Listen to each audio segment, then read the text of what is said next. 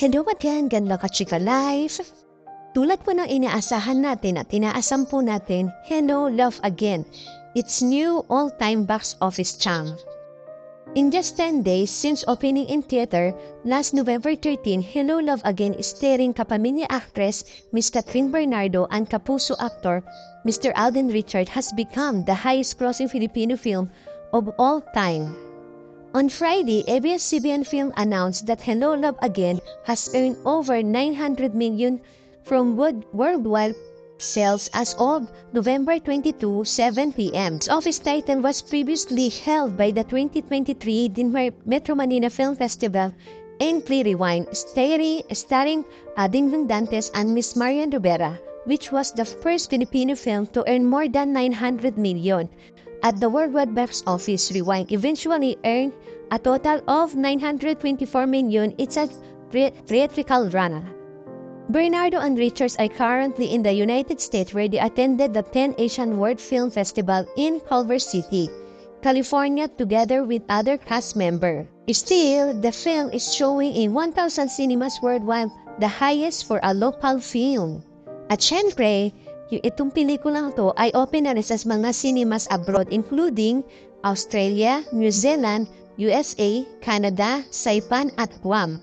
Siya mismo ng napakagaling na direktor na si Ms. Cathy Garcia Sampana, Hello Love Again is the sequel of the 2019 blockbuster movie Hello Love Goodbye. Samantala, Ms. Catherine Bernardo received Snow Leopard Rising Star Award at Asian World Film Festival in LA. Ms. Catherine Bernardo has now snagged her first award from a Hollywood-based film festival. The star of the record settings Hello Love Again took home the Snow Leopard Rising Star Award at the 10th Asian World Film Festival.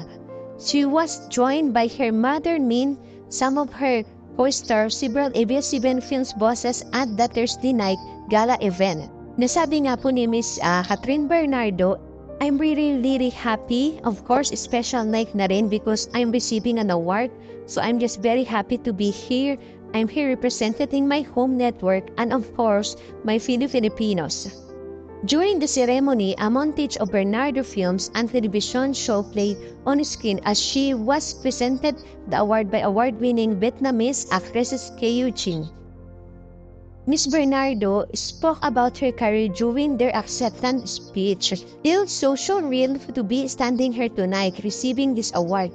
Thank you so much to the Asian World Film Festival Board of Directors for this incredible honor, not only for recognizing my body of work but celebrating all the stories that we as Asian artists continue to share for the world. I started at the age of 6 and over the years I've been fortunate to bring a variety of characters to life. Each one gave me something new, not just an actor but as a person. 20 years, I am still here pursuing my first love and my passion, which is acting. Yes, I know it's a tough job, but moments like tonight make it all worth it. It is such an honor being here representing my fellow Filipinos and my home network, ABS-CBN. Ang ganda po na sinabi ni Ms. Catherine Bernardo.